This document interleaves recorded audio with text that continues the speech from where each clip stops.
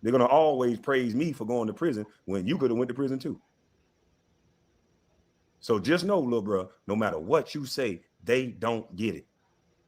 You just keep saying what you're saying because the younger generation may understand it. All right, all that bullshit to try to, you know, switch the subject. Now we about to get to the part where Kwame, I had Kwame replay what it is that was said because he kept lying. Say, Gilbert is talking to me about something justified in shooting the ball like this. So with that being said, because out of their mouths, Gilbert Arenas has gone on record to point out.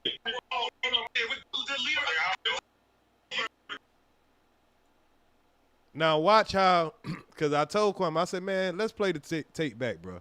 Since you saying all this shit, because I got tired of the nigga, you know, kept running his mouth and all that. Matter of fact, hey, Cool Legal, you in the area? Is Cool Legal in here? Cool Legal, remember you came up? I ain't gonna go back that far. That's been saying the whole time. I've been asking, who look weak in the chat? You're gonna hear me ask that 4 or 5 times. Okay, let's hear what it is. Let's hear what it is he was saying, and then when I played the video and it exposed him, this is when he really gonna get mad. What's up, Kwame? So you didn't hear the panel earlier? Oh, the smoke, right? Yeah. So we're gonna move past this little argument. If you didn't hear the panel earlier. So it was all the smoke. Cool Legal came up for all the smoke. Kwame went to all the crime.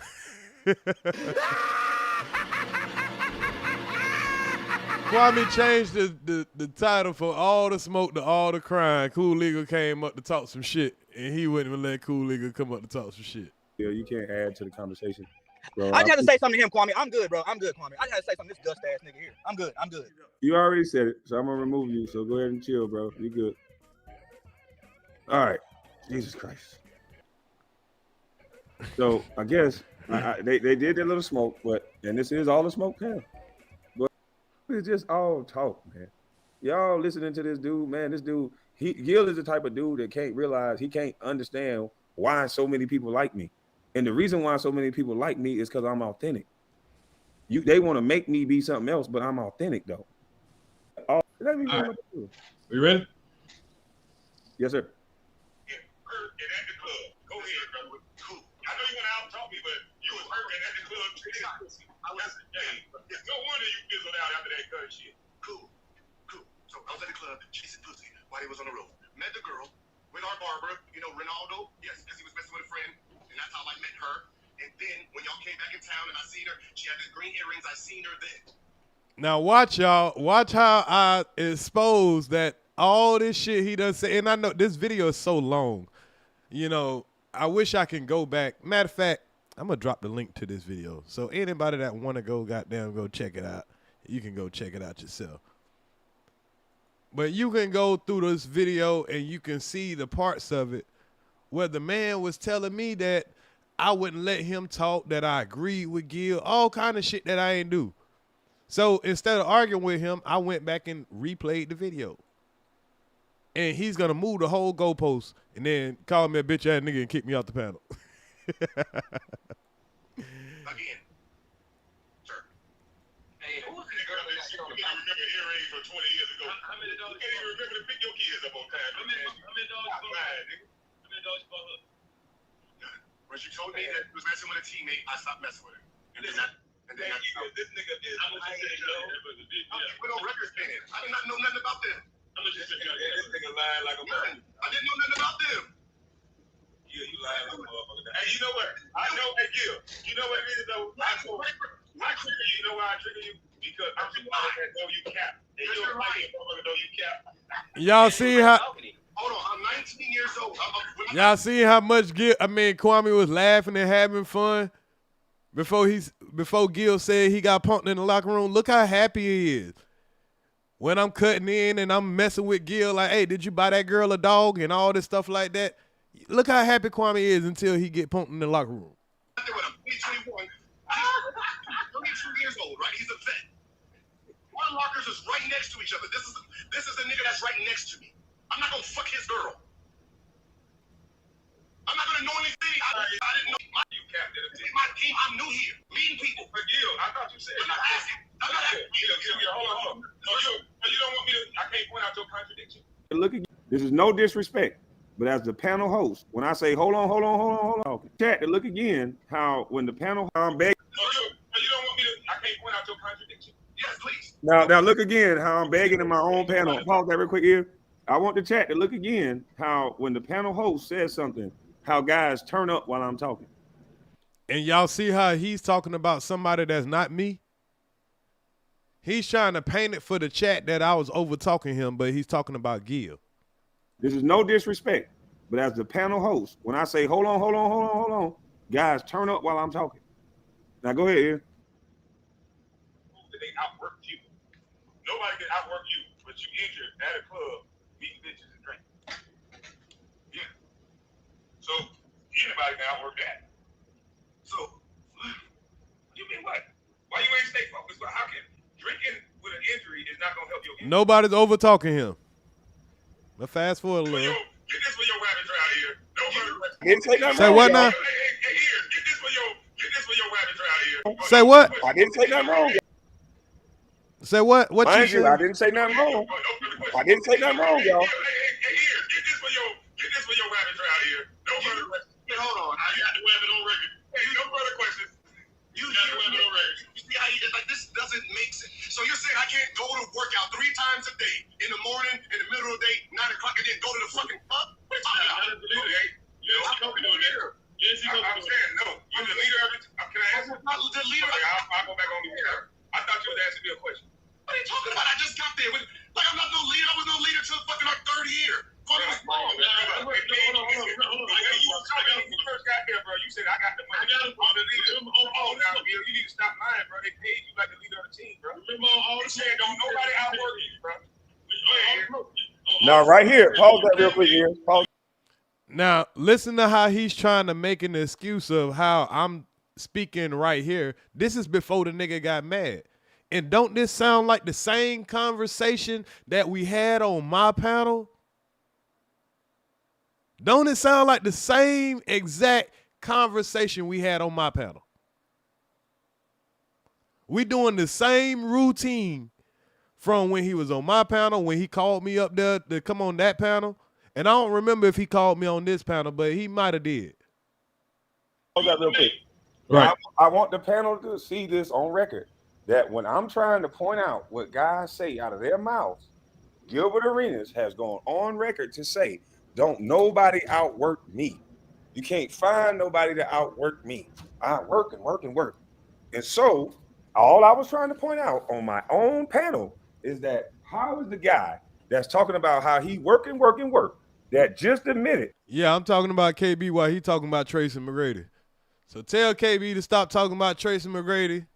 Tell KB to stop talking about Gilbert Arenas. Tell KB to stop talking about Dwight Howard. Tell Kwame Brown to stop talking about Anton Daniels. And tell him to stop talking about EARZ to the streets, and I'll stop talking about him. If he stop putting NBA players' name in LeBron James also. When Kwame Brown stopped putting NBA players in his title or talking about them, I'll stop talking about him. All right, Myron, make that deal for me, all right? Because if he can put all these people's name in his title, we can talk about him. I'm on the video with this. This is a video with me up here. On the first week of getting signed to a contract that he got hurt, and he decided to go to the club, and we got about it. All that EARZ. Rewind that part, EARZ. He said, after I got punked in the team meeting by the veteran.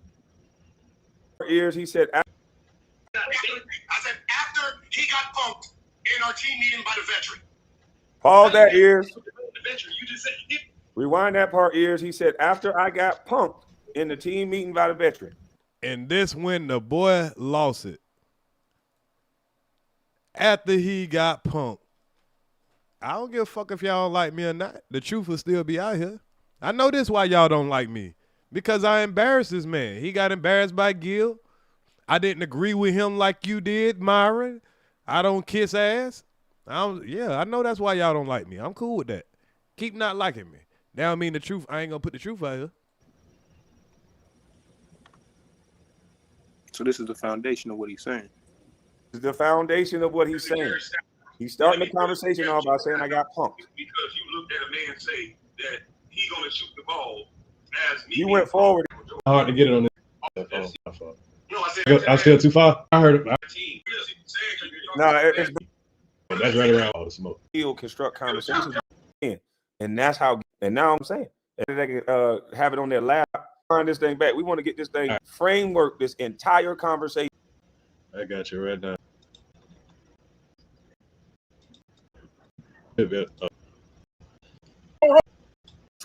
I came to Go back a little bit before that. And you was telling them on the chat, talk big on his channel. But I thought you was asking me a question. What are you talking about? I just got there. Like I'm not no leader. I was no leader until fucking our third year. Kwame was bomb. Hold on. I got now, ears the whole time I'm talking though, bro. All the You said smoke, don't nobody outwork you, bro. When you, all the smoke, you said when you came in, you was the man. You remember you said that you're like it was Kwame Brown. You're like fuck that nigga. Shit. What did I say? That's what you said. Out the gate. You said that out the gate. After I all that ears, after I got punked. After I got punked, this is what he said. And you hear me like how he get punked when he, you hear me in defense though, right? Right, and I never said you didn't do that. The only thing where we gonna have a problem is when I'm asking you to stop. And it was earlier in this video, you just heard me. I was in the middle of talking, and you was saying stuff in the middle of that, and I ain't saying nothing. But what kind of coochie ass shit is that when the nigga was just on my panel before, and he interrupted me, the host, over and over and over, but then when you get on his panel, he act like a little coochie. That's where the weak shit at. When you keep going, the premise is this man said I got punked. So I said, I don't know if you heard that or not, and you got mad about that. Well, I ain't get mad about it, but I was trying to let you know I disputed that out the gate though. You know what I'm saying? That. So being that I'm disputed out the gate, and I'm saying, nigga, that ain't true. Now when he's saying what he's saying, I'm about to say, okay, I get what you're saying about the points thing, which I didn't even say I agree with you. I say, man, you ain't got to keep saying what you're saying. I understand what you're saying. You get what I'm saying? Whether it's in agreement or disagreement, I'm just saying I understand. He ain't got to keep on. That's pretty much what I was doing. Well, we'll listen on to it. I mean, okay. He was 30 years. He a rookie too. Dude, relax. Hey, Gil, who got punked? But then you say you. Okay, my bad. Hold on. Yeah. Maybe. Who got punked in the locker room? Hold on. That's the second time. I came there my third year. Right. I mean, you're right about that, Gil. But who got punked? I mean, Golden State my first 2 years. All that is. Hey, dick sucker. All that. Right. Now, for everybody in the chat that act like Kwame don't know what the fuck he talking about, everything that I said before this video has been played has been happening since I said it. That's a big bold-faced ass lie. Because the nigga said, when the man said he got punked, you said, hey, let me speak. And I didn't stop talking. But you hear me saying, oh, my bad, go ahead. Boy, the type of coochie this nigga is, and the type of people like Myron, and this is why society is the way it is right now. We got the stupid leading our society. I said, Gil said I got punked in the chat. What's good? Let me tell my story. And I kept asking, who got punked in the locker room? Who got punked in the locker room? EARZ got caught in 4K. Boxing match for charity. EARZ versus Kwame. Let's get this going. See, this is the kid shit I'm talking about with this nigga. Just how this nigga is, man. So while he's doing this little bullshit, he said that I got punked in the locker room. I'm asking who got punked in the locker room. And then as we keep going, you're going to say, he's going to explain every reason why he said that I got punked in the locker room. And then he's going to say, once I saw that, that's when I was justified in shooting the ball like this. So with that being said, because he think I got punked in the locker room, and I think I can shoot how many times I want. And then you said, I agree. And that did not happen. And see, this was his initial claim about me. And now we hear him saying, you just mad guy said you didn't know what you were talking about. I thought you said I agreed. That was the initial reason that you got mad at me. because I agree with Gil. See, a lot don't care who tell it. You can have it on video. You can hear the man lying. You can see it. Now, tell me anything I said wrong once you hear the video. All right. Don't use my name if you don't want me to call you a dick sucker, okay, little lady? Who had noodle knees in the locker room? Who got punked in the locker room, bro? So here it is. You know we have Google, right? I can go right to you. We played a question about Google at the beginning of the season, right? At the beginning, I played 55 games this year out of 82. I'm 50, so that means I was hurt, chilling, right? We can see that 82 games. I only played 55 games. So who got punked in the locker room? So throughout the season, we went to game is Philip. We played at Who got punked in the locker room? Toronto. It is February 25th, 2004. We're in Toronto. I played 30 minutes. I took 3 shots. So at this point, players, Kwame, needing the ball. Everybody was trying to figure out who they were. So we played. I scored a total of 7 points. We came back home. We had a team meeting before the Chicago game. We have a team meeting. What, he taking a long route? Jerry Stackhouse came in and went because it's Kwame's team. I'm trying to figure out my place. Now pause that real quick. Who's ever my team? I was supposed to be trading. Now, everybody in the chat, this context means something. I've done asked over and over and over again, who got punked in the locker room? So everybody by now should know what the fuck I'm on. This man made a statement as a man. I'm asking you, when did what you just said happen? He take the long route to say what he said. But I want ears to understand, this is why I'm on when I'm on, bro. Are you not hearing what this man is saying? I'm hearing Who you got clearly. punked in the locker room? So let's keep going. Okay, before you keep going, can I throw in something? I'm hearing you clearly, but there's a long time before I ever get to what I said. I get what you're saying with the conversation that was going on, but you hadn't addressed it him clearly. But you'll see. I ain't gonna talk about it too much. You'll see. I never get to address Gilbert Arenas clearly because Gilbert Arenas is going to be talking the entire time that I'm talking. And then you're going to what? Okay, go ahead. Elton Brand. Hey, Jordan was there. You forgot Jordan was there. My team. Jordan wasn't there. No, I'm saying you said it was his team. He never had a team. Michael Jordan on the team. What? Even when you came, Joe was just leaving, bro. He left. Now hold on, ears. Right here. Now right here, ears. I know you was talking, but I was saying this is me and my former teammate going back and forth now, and I'm trying to speak up for what he's saying about me. And I asked him a question, even though you asked the same question. I asked him, nigga, what? How in the fuck am I gonna be the leader of the team when Michael Jordan was there and Jerry Stackhouse? And I'm trying to add in the intricate details that I know. Right. Yeah, they just paid a nigga $49 million, and they just paid your duck ass $60-something million, and you at a motherfucking club. Well, do you understand that? Like, okay, a lot of times you wasn't jumping in. I was just, giving a nigga hell. And you heard me. I was agreeing with you, like, nigga, Jordan. I understand, Gil, but I'm not Gil. I understand ears, but I literally was asking him questions, and you were talking at the same time I'm talking, bro. Watch when you go back. I'm asking him, nigga, what the fuck are you talking about? Goddamn, Michael Jordan and Jerry Stackhouse, and you started talking. Watch this. I was hurt, chilling. Right, we can see that 82 games. I only played 55 games. So who got punked in the locker room? So throughout the season, we went to game is Philip. We played at Toronto. We're playing at Toronto. It is February 25th, 2004. We're in Toronto. I played 30 minutes. I took 3 shots. So at this point, players, Kwame, needing the ball. Everybody was trying to figure out who they were. So we played. I scored a total of 7 points. We came back home. We had a team meeting before the Chicago game. Just happened. It just went past the part where Gil said it was my team. He taking a long route. Oh no, it's coming up. It's coming up. Yeah, it's coming up. It's coming up. It's going so far back. I don't understand. You can just tap it back 5-6 seconds. That's what I did. I just tapped it back. I just wanted to make sure it got all what you're talking about. Jerry Stackhouse came in and went because it's Kwame's team. I'm trying to figure out my place. It's Kwame's team. When was it ever my team? I was supposed to be traded for Elton Brand. Hey, Jordan was there. You forgot Jordan was there. My team right there. You're right. I did input in. Right. So right there on that part, he's talking directly to me, and I'm talking directly back to him. And then you started talking. Now keep going. Oh man, this got to be some but that's some whining ass shit. Because when he called me up on his panel for him and Chucky Atkins, he didn't mind when I trolled Gil. When he just said, "Hey, EARZ, put this for your WABBIT trial. You don't mind me putting in or whatever." Nigga, I ain't no motherfucker. You speak when spoken to as type nigga. This is the problem right here, y'all. Okay. You right there. I mean, I didn't think it was a bad thing because I've been doing that all day. But and I've been. I know that is.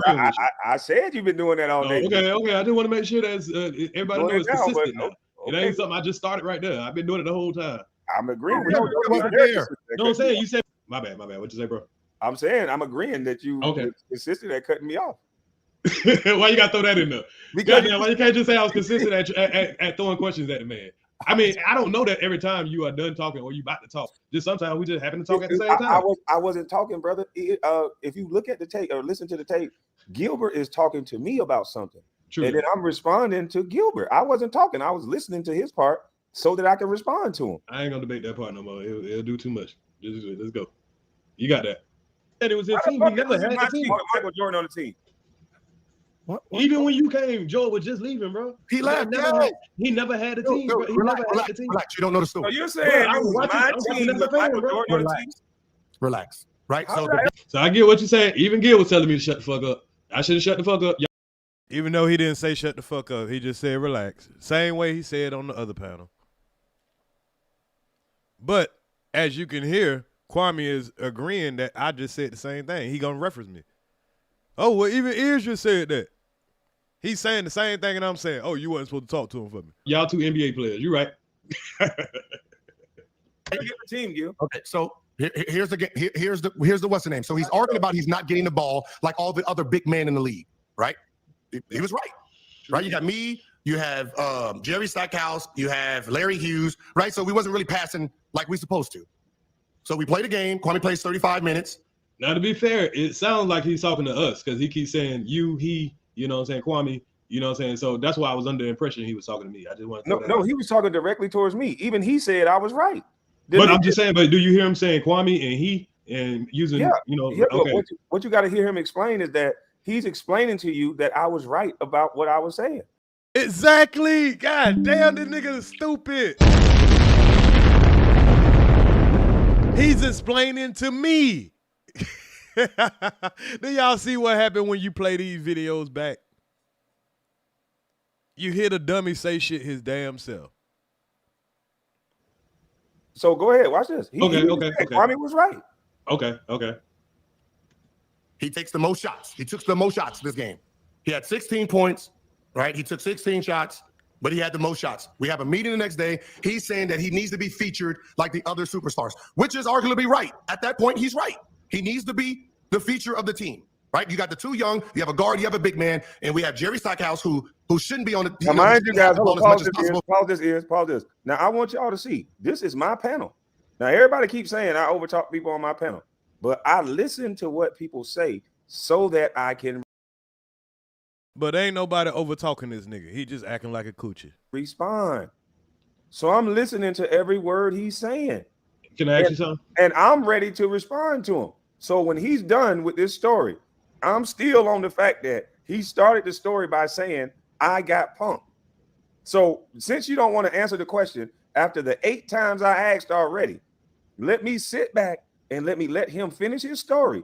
But after he finished his story, I want to ask him what the fuck he's talking about, or I knew where he was going with it. So I can't wait to tell this David Stern story. I can't wait. And I couldn't get it off, but what? I get you. And you like you just said, what he's saying about you is right, correct? No, what he was saying about the fact that how I got mad about the ball. He said the fact that I got upset and asked for the ball, because you know how liars and deceivers do. They introduce a little bit of truth with the lie. Exactly. But I'm just waiting to hear all of it for my chance to respond with the truth. Okay. But you do see how I could think that he's talking to me because he keeps saying he and Kwame. I mean, I know you probably know like, oh, he's talking directly to me, but I thought that he had indirected way he's trying to tell me some bullshit. He's trying to. Yeah, I know he's talking about you, but I see he's trying to spin some bullshit. I don't understand how you thought he was talking about you when he was talking. You just said he was talking to you. But you know, you gotta let a liar talk.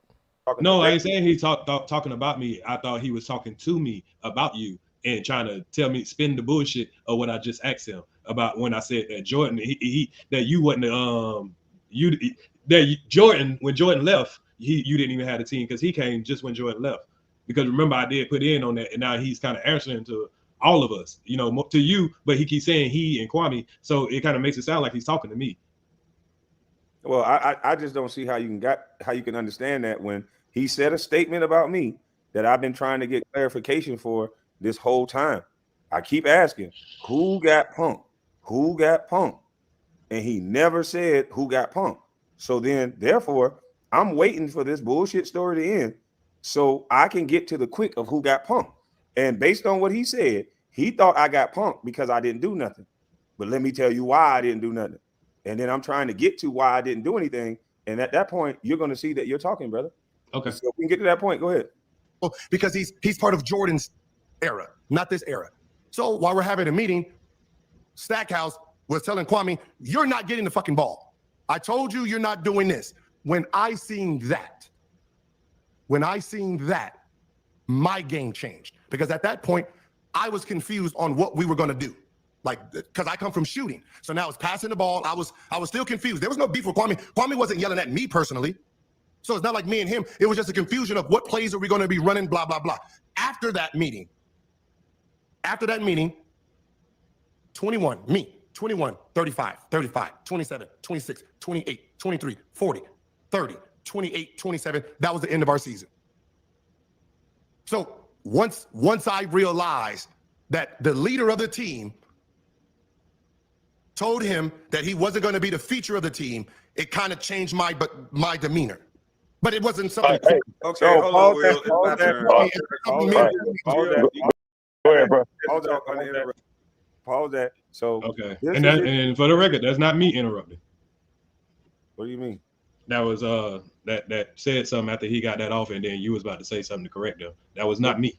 We can see that, brother. But what I'm saying is, yeah, you can see that, but you was accusing me of interrupting. That's the point. Asking to pause this because this shows that this brother is detailing out why he thinks I got punked. He said I got punked. He detailed out that I scored 30, 40, this and that, because that means he shot the ball every time because he said that Jerry Stackhouse punked me in that situation. Now, go ahead and watch this. So it's my turn now. First of all, I was never the leader of the team. You like to say things like, I didn't talk while you were talking. I didn't say you were the leader. I said Stackhouse was the leader. You said that, what did you just say about me getting the team over or something like that? You said I was the leader. No, I said that Jerry Stackhouse was the leader of the team. Line as well. Can you rewind it back? Pause it. Can you rewind it back? But I caught Gilbert in a flat out lie. Gilbert. And you see how he's just trying to stall from the point, the main point. Let me fast forward a little bit. The leader of the team. See, I was to do. He said he was right. He's how. Who had noodle knees? At Toronto, we're playing Kwame 11 points before the Chicago game. I'm trying to figure out my place. All this is Kwame's team. And look at Biz down here. Biz eating popcorn because Biz he know the play. He see the play coming up. He pulled out his popcorn, turned on his camera. He seen the play. Pause this. He said it's Kwame's team. And then he's going to change it and say Jerry Stackhouse is the leader of the team. And this whole premise of this whole argument is because we wasn't trying to find out who we were. Gilbert Arenas just got traded to the team. I already know Jerry Stackhouse. I played with him a year before him. We were teammates. So Gilbert, that's why I was saying to you, you don't know what you're talking about because Gilbert Arenas doesn't even know what he's talking about. He had just got traded to the team. These are facts. And you took it as offense when I'm saying you nor Gil know what they're talking about. Jerry Stackhouse was about to fight MJ about the ball. He had every time that this shit shoot the guy mad at the order to tell you to see what when you're not accurately saying what I'm talking with, when you say you don't know what you're talking about, is when you're not accurately saying what I'm talking about. So if I'm not even saying the same thing you're saying, then that doesn't, you know what I'm saying? That's what not. What am I saying then? What am I saying? Because you were saying that I'm agreeing to. What am I saying? See, never mind, man. I'm just saying, you saying I need to know the intricate details. Well, saying every time I talk, you got to cut me off, and then you got to throw in some kind of bullshit insult, like word salad. When I'm just saying, I'm trying to be clear, but if you're gonna cut me off, of course you're not gonna know what the fuck I'm saying. You make every conversation about cutting you off, bro. When I try to really, bro, I'm just trying to get you to understand how to communicate with me, brother. When I interject something, I'm just telling you how to deal with me, brother. When I interject something, it's not to cut you off. When he interjects something, it's not to cut you off, even though it's cutting you off. To get to a higher level of thinking. I induce things out of people. I want you to say something. So I'm going to ask you a question that. Exactly, y'all. He wants you to say something so he can say you're over talking him. Keeps you talking, but you're getting mad because I'm speaking. You want me to just shut the fuck up? Now I'm mad. Okay, no, I'm just asking when I'm talking. Can I finish? That's all. I'm asking for the same respect you asked for. That's it. Nothing more, nothing less. So you feel like you're not getting respect just because I interject? I'm not saying you're not getting respect. I'm just saying I'm asking for the same respect. When I'm talking, so I would like to not be interrupted. When you just said that, you just repeated the exact same thing. Can you not see how you make the conversation frustrating? You just said that. I heard what you said. I'm replying to what you said, and then you repeat what you said by cutting me off. I'm saying that's how the conversations get laggy and weird, bro. You got to let people say what they're going to say. I'm not cutting you off just to cut you off. If I'm cutting you off, it's to make a point. You're not being cut off at all. I'm trying to we're doing a replay of a video that I'm saying what you did. So can I not commentate over the video? You sure can, bro. It's your panel. I can't even commentate and say, bro, right here, look at what's going on. Look at what's this. And you acting like I can't even dispute anything. Everything I got to say got to be wrong. And when you dispute it, brother, I'm coming back with my rebuttal. That's all I'm doing. Okay, and all I was saying is, damn, bro, I never mind, man. You're right. Let's play the footage. Team. I was supposed to be traded for Elton Brand. And Jordan was there. You forgot Jordan was there. My team. Jordan wasn't there. No, I'm saying you said it was his team. We never had a team. This whole time right here is I'm speaking. Even when you came, not only am I speaking, Gilbert Arenas is speaking, Ears to the Street is speaking, everybody's speaking over the panel host right here, brother. But play the video. But just leaving, bro. He left. He never had a team. Bro. He never had a team. Relax. You don't know the story. So you're saying Relax. Right. How did I ever get the team, Gil? Okay. So here's the what's the name. So he's arguing about he's not getting the ball like all the other big men in the league. Right. He was right. Right. You got me. He's 13 shots and had 16 points, shooting 55% from the field, brother. Y'all see how long it's taking to get to the part where he been claiming that I said I agree, but he keep trying to stall before we get to that part because I'm exposing him on his own panel. I said it when both of y'all said something. I got past what I was saying, the little part that I was saying, and I was done. Brother, I'm just saying, from my recollection, you're not letting me say nothing even now. You asked me a question and I'm trying to answer. Right now, from my recollection, you didn't hear me speak because you were talking while I was talking. You can't even understand that you're asking me questions right now, and before I can respond to the questions, you're talking again. Bro, you won't even give a bro for me to say anything. And even when I say something, you say something before I can even get done. But you deflecting all that shit on me. And I'm just supposed to take that shit. I don't know why, but I'm just supposed to take all that shit like I'm not a grown ass man. I mean, come on, bro. We're going to look back at this video and you can see all the time you're going to cut me off. You're going to talk all over me and all that. Everything that you're saying is not 100% true. And you'll see that yourself. So we can wait till we play it, or we can just sit here and argue back and forth about it. I'm not arguing. You're talking. You keep saying you're not able to talk. But what you're going to see on the video is that I just didn't say nothing the whole entire time you were talking. And okay. I'm saying,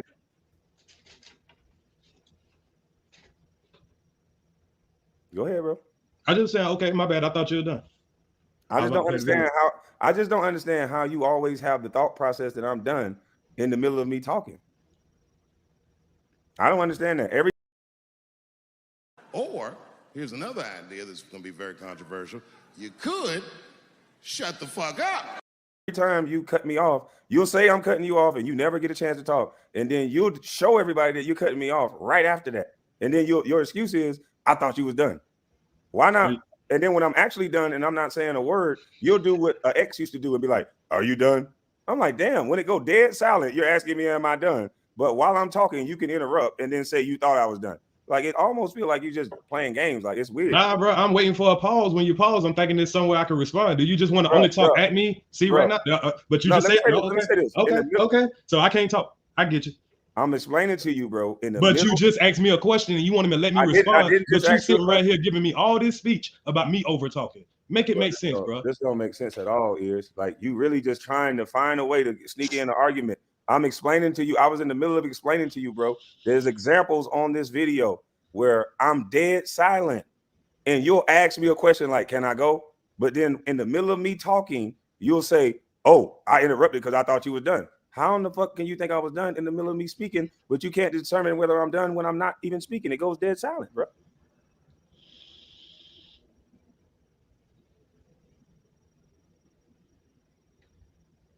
All right, you can play the video, bro. Listen, we're going to get to this point. He never stopped talking. Shots. We have a meeting the next day. He's saying that he needs to be featured like the other superstars, which is arguably right. At that point, he's right. He needs to be the feature of the team, right? You got the two young, you have a guard, you have a big man, and we have Jerry Stackhouse who shouldn't be on the, he shouldn't have the ball as much as possible because he's part of Jordan's era, not this era. So while we're having a meeting, we're not doing this. Game changed because at that point, passing to me and him, 27th season, leader of the team, it kind of changed my. Now he calls Jerry Stackhouse the leader. Correct. Changes assistance. Weakest. Talk real aggressive. You're not trying to talk over you. Okay, that's cool. Keep going, EARZ. The fuck I be talking about? But it wasn't something. Okay, hold on, Will. It's my turn. Was that you or that was on the now it's my turn. Let's see if that get respected. Go ahead, bro. To talk uninterrupted. So it's my turn now. You just say I was the leader, and then me and EARZ. I was arguing back. I was like, how was it? Prior to that, bro, you said it was my team, and then me and EARZ was saying to you, how was it ever my team? I never. How could it be my team with Jordan? That's why I was arguing back. I was like, it never was his team. You don't even remember this? No, I was co-signing because you called me out. I was just co-signing. I don't know if that's interrupted or not, but I just wanted to co-sign because you said so. Yep. You see, he want to call on EARZ when it's convenient for him. But then I'm cutting him off. Everybody cutting him off. He just need a reason to cry. That's what you're saying because you're talking so fast with all these emotions, bro. You just said, I think that is, I don't know, but I was ever my team when it goes from Richard Hamilton to the point now, and he can tell that, damn, I just stepped in it. Because nothing he's saying make any sense. If he's going to brag about being the big man on campus, they changed the money situation when I got into the league. Before I got into the league, Elton Brand, those guys got $80 million for being the #1 draft pick. They changed that shit back up 2 years after that. Pick got 3 contracts. Prior, they only been paying. That's why people don't. Now, am I interrupt? Oh, I'm sorry. Go ahead. Now, at this point, I mean, can we agree that I'm not, you know what I'm saying, trying to talk over you or, dispute the point where you making over what he just said? You still are talking, but you're agreeing while you're talking. But yeah, I'm just agreeing when you said something to my name and then, you just got to that point and yeah, I made another agreement. Right. So at some point, it's going to get to the point where I'm trying to get everybody on the panel to stop talking, including you. And Gilbert Arenas is already going to show that he has no respect to listen to what I'm saying. And I don't know if that energy rubbed off, but as you keep going, I'm saying, stop, guys, stop. Let me say something. Watch this. Me filling some gaps you may not know, because you looked at a man say that he going to shoot the ball. Go back. I didn't hear you say you agree yet. Agree about what? When Gilbert said things changed after that, you said you agree. I ain't got to that point. That's what I'm trying to tell. And I didn't even do that. He making up some shit. You did all of this. Like you agree yet? Okay, the man say that he gonna shoot the ball as me being punked. Okay, let me fill in some gaps for you, sir. Oh, hold on, EARZ. Go back. I didn't hear you say you agree yet. Agree about what? When Gilbert said things changed after that, you said you agree. I ain't got to that point. That's what I'm trying to tell you. You did all of this. Like you saying that I didn't. I'm still right about what I'm saying. I've never been able to talk freely on my panel yet, bro. But I'm not talking though. You are talking, bro. You was agreeing, but you're still talking. You and Gilbert Arenas is talking more than me. So go ahead. So we're looking at a video where I ain't saying shit. I ain't even on my mic, y'all. And he's telling the chat, he's saying he can't talk right now while he's talking. So I'm talking more than you right now. I didn't answer that, brother. You and Gilbert Arenas is talking over me, brother. That's all I'm saying. You just getting points for agreeing. But you were talking. I'm just being clear because you saying me and Gilbert are talking more than you. I'm like yes, you're like just words saying, mean something. I'm standing on what I mean, brother. You were in agreement with what I'm saying, but you and Gilbert Arenas, brother, was talking more than me. Fuck can it be ever my team when it goes from Richard Hamilton, Michael Jordan to Gilbert Arenas and Jerry Stackhouse? Now let me fill in some gaps you may not know, because you looked at a man say that he gonna shoot the ball as me being Punk. Okay, let me fill in some gaps for you, sir. You didn't see Jerry Stackhouse about to fight Michael Jordan because he told him he ain't gonna be his fucking Scottie Pippen. Because I saw what he went through after coming from Detroit, being the 6th man of the year, busting motherfucking ass, to having to take a back seat to a 39, 40-year-old aging player that they featured and gave the ball to every goddamn day, like they do your homeboy LeBron, sir. So they wanted to make it about Michael Jordan's return when we all know Michael Jordan was over the fucking hill. Now, you're talking about a year where you come in, where you didn't see this man have to take a back seat, his knee hurting, have to sit out of practice because Doug fucking with him. So when he lashed out at me, you want me to fight him, huh? No, I didn't talk while you were talking. No, you said I got punked. Where I was a 19-year-old and I broke my hand at the University of Florida. And David Stern pulled me into a meeting in an office and said, you're the #1 draft pick. Remember how you just ate your own ass up? And you just said if you was the #1 draft pick, you couldn't do this and you couldn't do that? Yeah. I didn't talk while you was talking, sir. Now, I don't want to drop you, but I'm going to drop you. Pause that real quick. I don't need you to interrupt me for this shit you don't know what you're talking about. Now, if you notice, I want y'all to run this point home. Anybody who do a review of this video, when this nigga is on camera wanting to say all this monkey shit about me, he gets to talk uninterrupted. But every fucking time I start talking, niggas want to talk while I'm talking. He's done interjected 3, 4, 5 times while I'm trying to finish what I'm saying. Why is that? Usually a bitch nigga tell a lie first and they want to over talk the truth. Yep. I wasn't talking while this nigga was talking. Yep. Bitch nigga Go talk. ahead though. But you just ate your own ass up. As the #1 draft pick, I broke my hand before I entered the league in the University of Florida. I broke my hand in the 8th bone in my wrist. That caused a meeting with David Stern. David Stern said the same shit he told you. If I ever catch you fighting in my league again, I'm going to make sure I void your contract. So just because you bitch ass niggas was running your motherfucking mouth, that don't got nothing to do with me being no motherfucking punk. Now, one of you bitch ass niggas outside of that arena ever stepped to me like a man on nothing, nigga. And if you think I'm gonna void my contract because you niggas order in the league, nigga, you got life fucked up. But this is real life though. Any one of you niggas want to line it up, just stop all this motherfucking internet talk.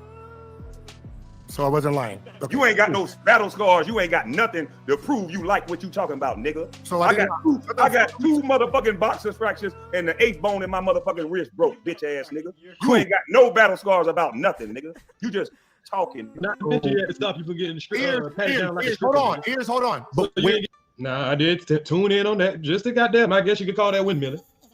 But shit, I tuned in to just talk some more shit. That's it. My bad. Get patted down like a stripper. No, nigga. So I did not say anything wrong. My mentality changed at a certain point. You wrong because you a dummy, nigga. I'm not saying what you did or talking about shit in the locker room, nigga. You judge the man based on rules in the locker room. Jerry Stackhouse got $49 million from them people, nigga. I'm under a rookie deal. You think that means somebody a punk because they can't beat the motherfucker up that got the most money, you dummy? Will, did I say you have been protected by them white boys so much? Hey, pause that. Now listen, I'm being interrupted on my own panel the entire time because he's uncomfortable with the truth. He the same. But EARZ ain't said a motherfucking word.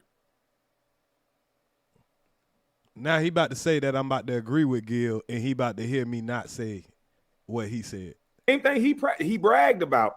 I was the man of the team, $66 million. He knows that gives him some sort of protection. Jerry Stackhouse, I didn't lie, $49 million. Kwame Brown, $3.5–4 million. What you think they'll avoid a contract? If you touch $49 million, what you think you would do to it? If you and me and Jerry Stackhouse were too cool for that anyway. If you touch goddamn $66 million, what you think they'll do to you? So the entire time where I'm trying to speak, Gilbert Arenas interrupts.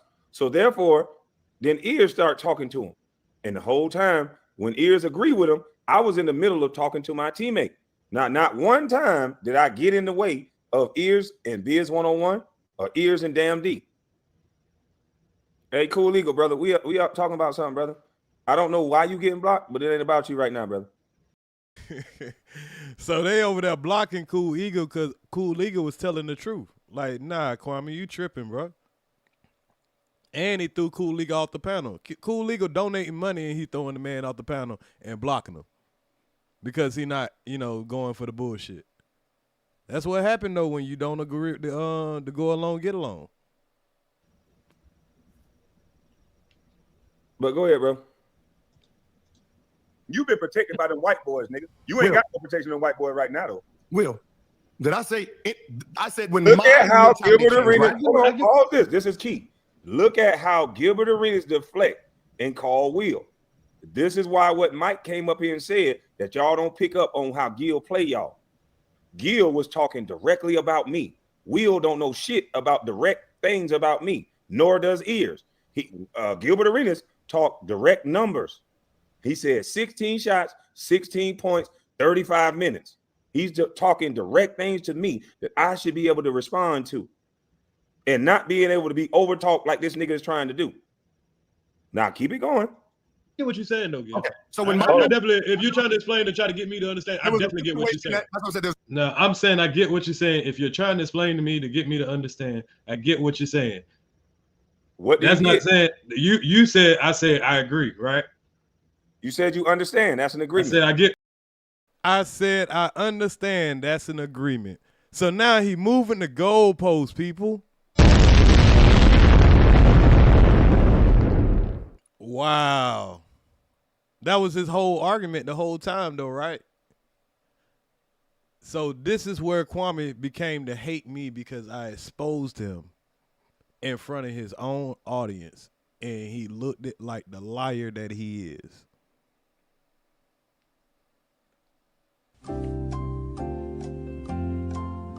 Sorry about that, y'all. I said I get what you're saying.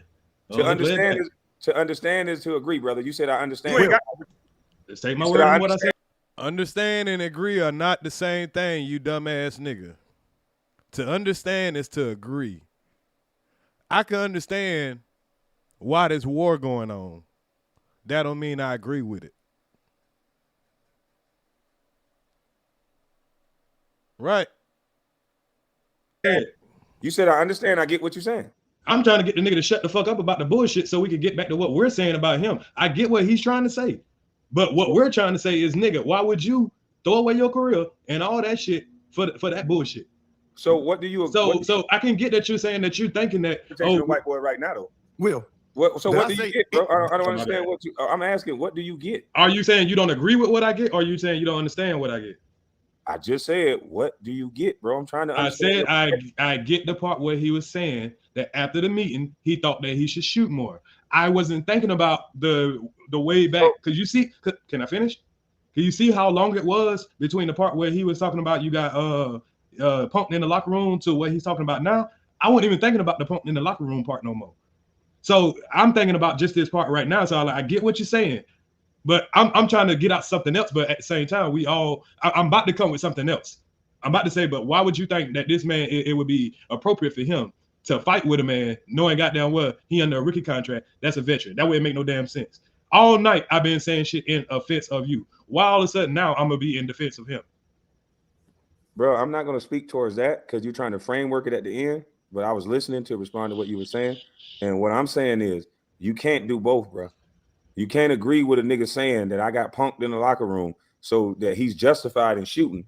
And then when I ask you what you agree with, when his whole premise, if you was to ask Gilbert Arenas, what did you mean by that? What is your premise? His whole premise is that I wasn't who he thought I was. I'm a bitch ass nigga, so now I can just shoot how many times I want. Fuck passing him the ball. Fuck his grievance. And then you said, I understand, or I agree, or whatever you say, you said. Please, what I said, because when you say agree, you're changing the narrative about what I was go saying. Back to what you said, bro. I'm not going to argue. Let's say what, yes, please. Let's just play what I said. Go ahead, bro. Go ahead. Will, did I say you have been protected by them white boys so much, you don't understand, nigga, real life. You've been protected by the white boys, nigga. You ain't got no protection of white boy right now, though. Will, did I say? And remind y'all, he's not even talking right now. After he said that he getting protected by the white boys, he stopped talking. So nobody's interrupting him. I said when my mentality changed, right? I get what you're saying, though, Gil. Okay. So when I definitely, if you're trying to explain and try to get me to understand, I definitely get what you're saying. That's what I said. There's a situation that happened when. Yeah, you get what he's saying. I get what he's saying, and I can do both. I can do both. I get what he's saying. What is the difference between you get what I'm saying? I can do both. I see what he's trying to get off. Listen to me. Listen to me. Let me land my plane. Now, when you say that, watch me let you land your plane. I couldn't really hear that you was trying to talk over me because Can I finish? No, hold on for a second. That's what I'm saying. You trying to run another man panel. You keep telling me, can you finish? I'm saying I didn't want to get in the word. That's it. Can I finish? And then you can rebuttal off of my finish, brother. I'm saying the reason why you keep wanting to argue semantics, brother. Semantics. No, you're wanting to lie and you want me to go along with your lie. I understand. I get it. I get it. I understand. It's damn near the same thing. These are words in the same family, brother. So if you get a nigga that's trying to make it seem like that because I didn't beat Jerry Stackhouse up, then he saw something in me that allowed him to shoot the ball to the point where he could score all these points. He detailed out how many points he scored. That means he was just shooting the ball. My only grievance was niggas was shooting the ball. And now he said he got it. So I was trying to tell you, you don't get it. Now let's play the video, bro. All right. I guess I don't get no rebuttal, but no, you can rebuttal. It was never no. You can rebuttal what he said. It was never no. You can rebuttal then play. They gave Jerry Stackhouse $49 million after being the sixth man of the year. Then signed this punk bitch for $66 million. If money talk, man, that nigga just running his goddamn mouth. He tricking you dumb motherfuckers to believing that shit he talking about is real. You can't understand what he's talking about. I don't listen. What I'm saying is your mentality didn't change, nigga. Because Dan Fagan ran your little bitch ass, nigga. Listen. You was a Dan Fagan boy. If I'm saying that we're having complications because he wants the ball. Let's just take note that EARZ is not interrupting shit. Because he needs the ball. He's the #1 pick. Right, Jordan's gone. Nigga, you trying to frame it in a way where it make you look like you a badass and you got $66 million. You the one who's nigga, I couldn't break your jaw because you got $66 million, nigga. That's cool, but that's not what putting on the internet, bro. Stop pause it. No, what you? Now this is leading up to the problem because I'm being interrupted by Gilbert Arenas. No, you interrupted Gil. You just interrupted him. He's yelling the entire time. I'm the only one on my own panel that can't talk more than 3 words without somebody interrupting. Whether it be good, whether it be in my favor, whether it be whatever else, I am the only one that runs a panel that can't get 3 words out without somebody interrupting in my favor or without my favor. I'm the only one. Gilbert Arenas is laying down content the entire time, and everything that I'm stating is a fact. There's a pecking order in this job. You can look up what I made. You can look up what Jerry Stackhouse made. You can look up what Gilbert Arenas made. So what I'm saying debunks his point that he thought I was this guy, and now I'm not that guy, so he could disrespect me by shooting the ball every time. So when I brought up the fact that I broke my wrist and broke my hand, and maybe this is the reason why I was a little more chill in those locker rooms. But outside those locker rooms is what I brought up. And outside those locker rooms is what I stand on. Because you don't bring... And you heard him crying about he can't speak on his own panel, but was EARZ able to speak on my own panel? See, the nigga think that he's above every fucking body, and if you tell that nigga, hold on, bro, you need to chill, bro. You human just like me. I don't give a fuck about that celebrity shit. He can't take that shit. White folks and how you make your money into your business. So if the only thing you got is that wasn't a guy in a locker room while I'm getting paid. Well, let's just make note that EARZ is not interrupted. You ran your mouth and said your perspective changed because first of all, you tried to frame it in a way like it was my team when that never happened. Okay, no. You're not gonna run your mouth. You're not gonna run your mouth over me because you're trying to frame it in a way like you like that or something, nigga. When you made $66 million and you bragged about it. You bragged about it, nigga. So you know you couldn't get that ass. Because you keep interjecting and saying you're not interrupting right now, but it's about to start. And here it is where everyone can see on the panel where I'm continuously being interrupted by a guy. And you, as you know, that's agitating because you were just interrupted earlier. So the moment you get a chance to speak, you won't want to get your shit off. So watch, as Gilbert interrupted. But when you told me to chill and let you get off, didn't I chill? We about to get to that point. You ain't have to interrupt to say that. No, I'm saying, remember when I said I don't know. We I about see to what get to that point, brother. I'm just saying. No, I'm talking about after I say I get what you're saying or whatever, because you're saying after I agreed, you tried to say what you wasn't agreeing about, and I kept interrupting. That's what you said, correct? You doing it right now, bro. I was just trying to finish the point, and you about to be able to play it and then say whatever you're gonna say. How can you ask me if it's correct or not when you about to be able to play it from your control, from your panel, your everything?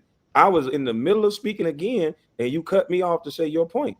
And then you always want to say you the one being cut off, bro. But go ahead, man. Crybaby mode. For the internet, nigga. Crybaby mode now. For the internet, nigga. Stop for the internet, nigga. You're listening. You just want to fucking cry. I don't want to hear all this shit you talking about crying. I'm listening to the shit you saying out your mouth. And you saying, why you talking while I'm talking? I'm gonna move you down. You're not gonna talk while I'm talking. Pause that for a quick second, bro. You Gilbert Arenas or whoever. Pause for a second, bro. Now look at what a man who's running a panel had to do in order to get respect. I was speaking, and a man continued to talk while I was talking because he was insecure about what I was about to say. And so he makes every argument or every conversation into an argument. And that's what most men do that don't stand on what they say. You can call it crybaby. I don't have to talk over nah nigga. I stand on what I say because what I say is what I believe. And when you believe what you say, you don't got to overtalk no nigga. All these niggas that come up here with all that fast talking, I don't think they believe in what they say. Because if you truly believe in what you say, you ain't got to talk over no nigga. You don't. Stand on what you're saying and then let another nigga say what they going to say and then it's on. He didn't want me to. He made 66 million because I know, and I'm not going to get in no nigga. Now, when you keep this video going, you're going to see what I'm saying, bro. You trying to frame it in a way like you saw something in me, bitch ass nigga, that made you think it was okay to be brawling and disrespectful when you know how this shit works. So EARZ, you don't know what the fuck you talking about when you understand what the fuck he's saying.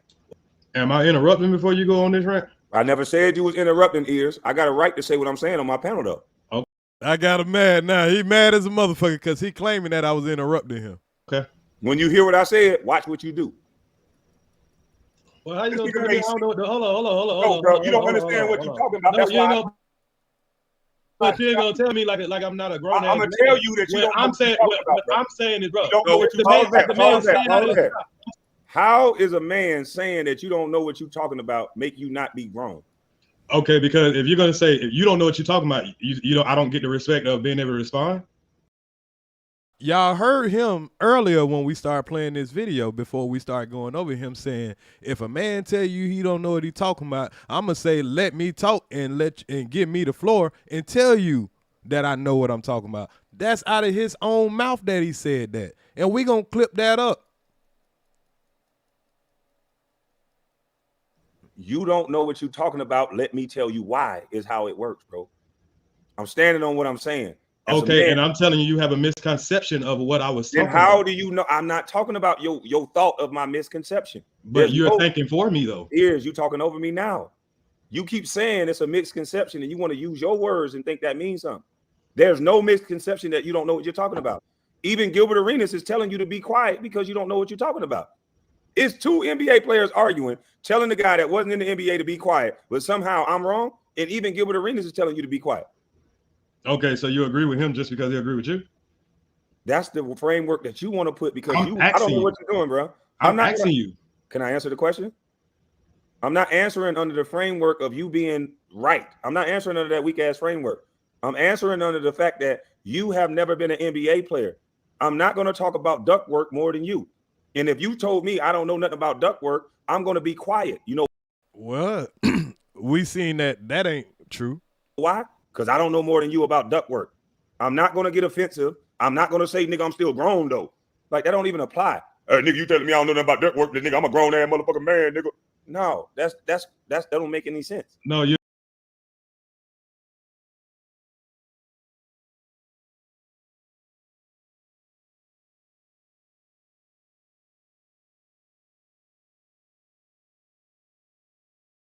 You're telling me that I can't have an opinion once two people That's- talk, and I'm just giving an Play opinion. back the Just like video. Play back the just like video. how see, like No, right now, brother, you're telling me making I up can't. You're telling me I cut you off all the time. Play Again, I back- just wanted to you're be saying noted things- that you're every saying time things I'm that trying to didn't make a point, you This want to is what talk you over do, me, bro. but This you is what say you I talk over you. Because I you just want to make that point. You're not You making a point. You stopped talking, and it You're was my not turn making to a talk. point, Correct? Ears. You're When not you making stopped a talking, point. was it not my chance to talk? If I just said you're not making a point, then you should be able to ask, why am I not making a point, bro? You just keep wanting to talk. But when I'm trying to talk, when you Oh, give me my a chance Lord, to talk, can bro. I say what I got to say without you You're telling me not that I can't making a talk? point because I didn't say that. You just made that up, Ears. You can't play the video of me saying you don't have a right to talk. You can't But play if you're gonna talk to me like this, you pretty much, and I'm telling That's you, like, bro, that's hold your up, opinion, hold bro. up. You giving yours? Like you the only person get to get an opinion? Just What don't that's say purpose? just don't say that I'm saying that. The only person get to give an opinion, y'all. This is where it went left because he getting exposed in real time. He already done been saying the whole video, I agreed. Then he said agree and understand the same thing. And now he's saying that I was talking over him, but now that I'm proving I wasn't talking over him, now he want to talk over me to try to act like I'm talking over him. That's not an opinion when you say you made a statement. I'm gonna record you and then play it back. I don't think you hear yourself, bro. I don't think you hear yourself, bro. You thinking that you the only one can have an opinion, bro. You thinking That's- that your right that's is the what only your mind right. hear, Your bro. logic is the only logic. That's not true, bro. Did you hear me say? I don't know if anybody ever told you that, bro. But Okay, you just just keep because you laying think down you're right. See what I did right now? I challenge his little fake ass authority. Did you hear me say my logic is the only logic? Well, you're All I telling me want you to that do is when be I'm trying to. factual. Let me know when I can talk. It ain't about you talking. I'm the only guy that's going to tell you it's not about you running your mouth. It's about Well, it you. ain't about you running your mouth. You And want to I talk never- over and me. I never said You that, want to bro. every time I say I something. never said that, You though. want to throw out something. You want to All say, right, I "Oh, ain't can about tell me you running wanna your have a mouth." It conversation. ain't about. You don't want to have a conversation because every time I talk, You just want to wanna argue give me a because you chance to want speak. content. I see what's up, though. Go ahead. Man, you sound like these niggas, man. Come on. No, I sound like a real nigga. You arguing for no reason. He a real nigga, y'all. He a real nigga. I sound like a real nigga. Yeah, you do sound like a real nigga. What he's saying is you arguing for no So reason. I want at this. all. I want this for content, and all I'm trying to do is You tell I ain't arguing do for what no you saying. reason at all. I'm I trying don't to even tell got to you. play this, bro. But you're The talking about video arguing for this speaks for for itself, content. though. The video speaks for It itself. does, but let it play. Go ahead. You want to let it play when I call you out on your bullshit, though. Okay, let it play. Yeah, let it play. Don't argue over bullshit. Though. That's what I said, but you don't have to tell me that I I don't ain't know what telling the you fuck I'm shit. talking I'm about. telling you you wasn't there, so you don't know what you're talking Okay, about. then I'm saying Am I what the lying man about what is I'm telling. saying? I'm saying what the man is saying. I hear you. That's So all listen, I'm saying. What I'm saying is, do you understand the way the NBA works? I wasn't in the NBA. So that's I'm why I listening- said you I'm don't know what listening you're to- talking about. I'm bro. listening to Now two listen, men- pause that. Listen how you never stop talking. I'm saying No, listen to how you never stop talking because you ask a question, and when somebody starts answering the question, you want to talk over them. You want to cry. You want to preach to niggas. Nigga, I ain't motherfucking Biz, nigga. I ain't no motherfucking crater face. I ain't no motherfucking goddamn Will Allen. Got me fucked up. logical thing. Question, sir. Oh my God, bro. I'm not finished my point. I know I asked you a question, but I said, look at how you never stop talking. Let me land the goddamn plane. You never stop talking. The question that was asked to you was, were you in the NBA? Do you know how it worked? You didn't answer the yes or no. You I said, always. no, I was not in the NBA. Oh my goddamn goodness, bro. Go ahead, Ears. Yeah, bro, because you don't want nobody to just make false statements on you and keep going. You always stop that. So why do you think that I'm, as a man, going to sit here and let you just make false statements on me and not stop that? Because if you was a man, you'll let me make a false statement. I am a man, sir. Okay, I'm answering your question. You don't have to like what I'm saying, but every time I say something, notice how you interrupt it. You said Same something way as you do. bruh, you said as a man. So I'm going to lead with what you said. But once again, you're triggered. So I can't speak.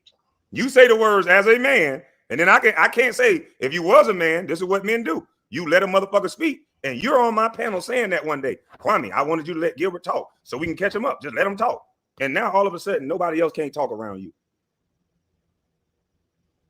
I'm telling you, you wasn't there, so you don't know what This you're the talking most about. coochie shit you'll ever see, y'all. I'm saying what the man is saying. I hear you. That's So all listen, I'm saying. What I'm saying is, do you understand the way the NBA works? I wasn't in the NBA. So that's I'm why I listening- said you I'm don't know what listening you're to- talking about. I'm brother. listening to two men. I'm listening You're not to two listening. men You're cry. listening to one little insecure. Now, when you ask me a question, I'm just saying I'm just listening to two men. Ears, it's not about you talking sir. though. Ears, I'm asking you to stop talking so me and him can continue. Bro, I am not a fucking child, bro. How the fuck you gonna just tell me to stop talking when you just asked me a question? I can ask a kid to stop talking. Ears. Well, why would you ask me a question and say not to stop? I'm not asking you no question. You just listen to this talking right here. shit. Listen to this. Okay, question, no. I'm not trying to listen to shit. You're not gonna keep talking, and then while I'm talking, you gonna over talk. Listen to this coochie. This wasn't about you. There's an NBA player talking directly about my career. And then now that I'm trying to speak against it, I'm telling you, Ears, you don't know what you're talking about, bro. I didn't disrespect you one time. Everything I said in the lead up to this, you don't have to agree with. But everything I said is what's happening. You don't have to agree with what I'm saying. But you don't know what you're talking about in this scenario. That don't got nothing to do with you being a child. That's what you're introducing to the scenario. Show me the part where Kwame said you're a child because you don't agree. Well, anytime a man don't allow you to talk or tell your opinion because it's different from their opinion, yeah, that's treating somebody like a child. In my opinion, you don't have to agree. Did you just get a chance to talk? Yeah. Because you always get a chance to talk, brother. What you do is when I disagree with what you're saying, you insert different things. Once you rewind this video back, I said, Ears, you don't know what you're talking about in this situation, my brother. And your response is that what he said, y'all? Because we rewind the video back. We looking at the rewind video back. Is that what he said? Ears, you don't know what you're talking about, my brother. You're that's not what you said. That's how you interrupting again. Look how you interrupting again. I said, Ears, you don't know what's going on in this situation. I'm talking about, bro. When I look back at it, I should have just said, all right, man, I'm going to let you have this shit. I'll go on my panel where I can talk, my nigga, because you acting like a real coochie. Back, you're not going to say, I can't say nothing, bro. You're not going to talk to me like a child, bro. What the fuck does that got to do with me saying you don't know what you're talking about? All right, when I play this, you telling me if I speak to you and I speak to you like this, you don't feel the same way. Let's listen. I won't. I'm telling you right now. If I don't know about ductwork, I'm not going to talk about ductwork. Why would I get offended by you? You can play the video. Well, you ain't had no problem with me. Well, you ain't had no problem with me speaking shit about the basketball before, bro. But now all of a sudden, if I agree with somebody else, all of a sudden now is that like I've been talking the whole life. That's the narrative that you want to put out, bro. I said earlier in the video because you're wrong about it again. Earlier in the video, there you go. There he go. He can't help himself. Want me to cut you off? Earlier in the video, I'm not gonna do this with you, Ears. You're gonna wait to hear me talk. Earlier in the video, I don't care about your little attitude. Earlier in the video, I said you were interrupting, bro. It don't matter if you were speaking good. You were interrupting, and that's a fact, bro. That's what I said. You're gonna rewind this tape, and you're gonna hear me say you were still interrupting, dog. I was talking to Gilbert Arenas. All you had to do was let me talk to Gilbert Arenas. That's all I was saying. Even in your agreement, I was already talking. When you and Biz was talking, I didn't say shit. When you and nothing to do with this, bro. Listen, it do got something to do with it. I wasn't getting in your business when you on a panel with a man. You jumped in my shit when I'm right here on the panel with a man. I can talk for myself, bro. When he literally kept bringing Biz up and then let Biz sit here and cry, I had to listen to Biz cry. Bro, I didn't jump in your shit. I was up here before. How you saying you ain't jumping in it, man? And you was right here talking. You was right here talking while I was had been talking the whole time. If you didn't want nobody to say so nothing, just because you saying that, bro. Okay, Ears, listen to yourself. If you was talking the whole time, then that mean you were interrupting the whole time. Whether you was agreeing or not, I'm saying it's wrong. What are you saying, dog? So anybody came up on your panel and they talk while you have. I'm not talking about anybody. I'm talking about Ears to the streets, bro. Okay, so it just you just said you was talking the whole time. Did you not? I get it. Well, we listened to the video. Man, I don't understand what you're doing right now, bro.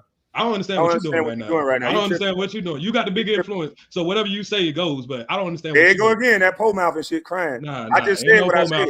Everything on video. Because we're listening to the video. Everything on video. Okay, let's listen to the video. Okay. So everything. Listen. No. Everything on video. So none of the pole mouth and shit you saying is what I'm saying on video. Everything I'm saying is on video, but he don't want to look at that video.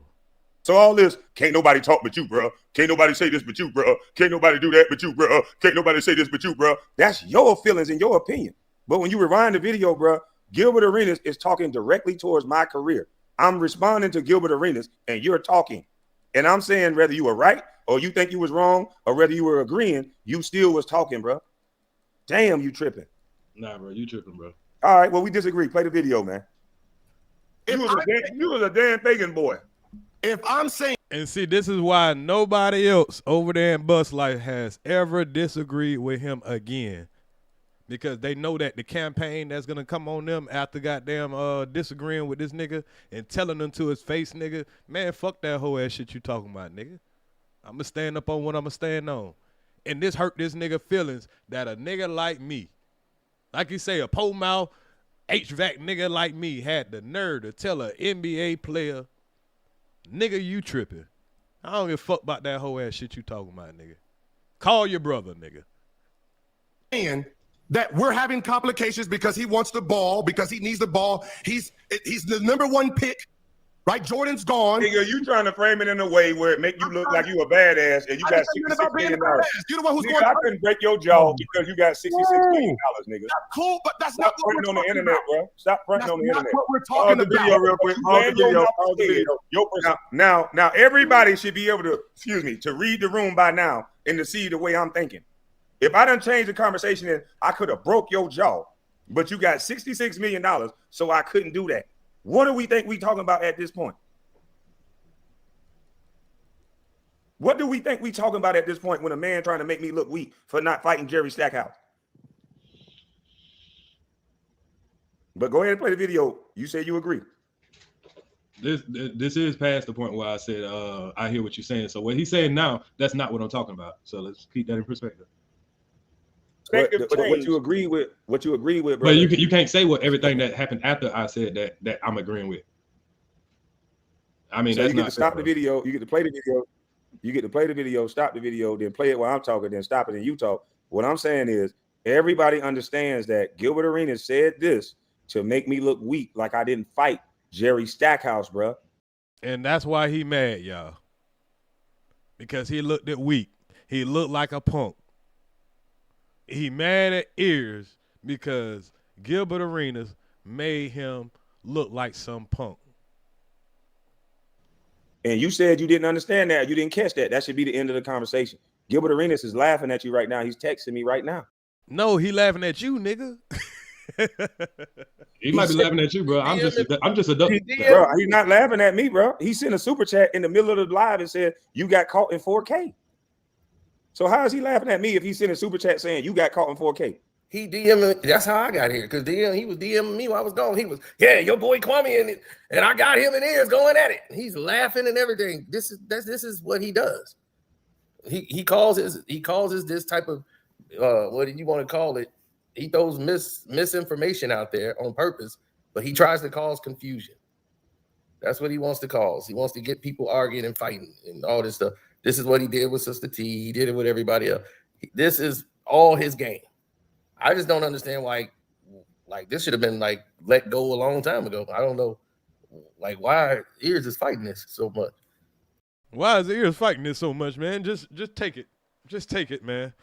Big crybaby ass nigga. He need other bitch ass niggas to come up here and vouch for him. That's all this was, man. That's what's bizarre to me. What am I fighting? I mean, you just is like so adamantly standing on this subject, like no, like I got a right to defend myself, and I'm like, no, because I'm just saying how he's saying like you so what he just said right here. I'm like, hold on, bro. All I said is I get what you're saying. Goddamn, continue on.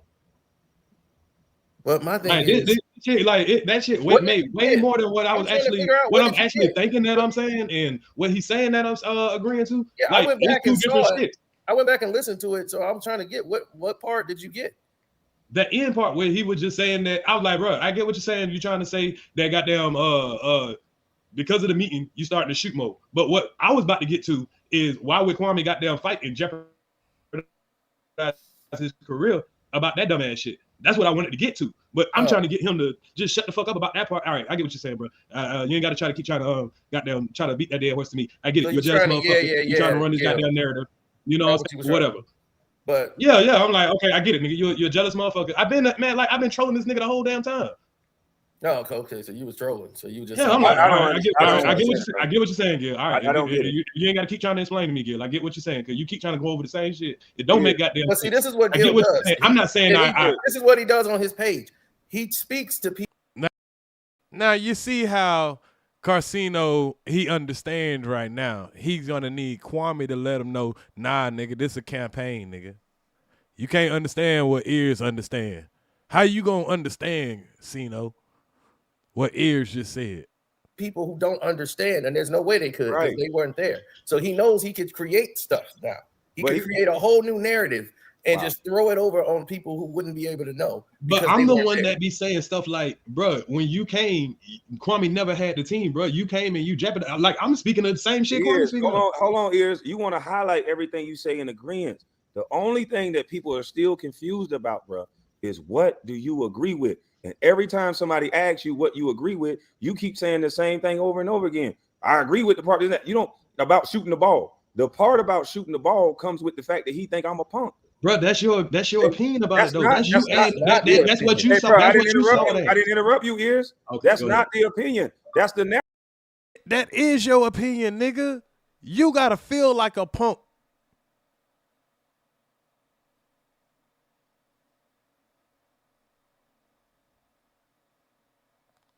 That's his opinion. I didn't see it like that.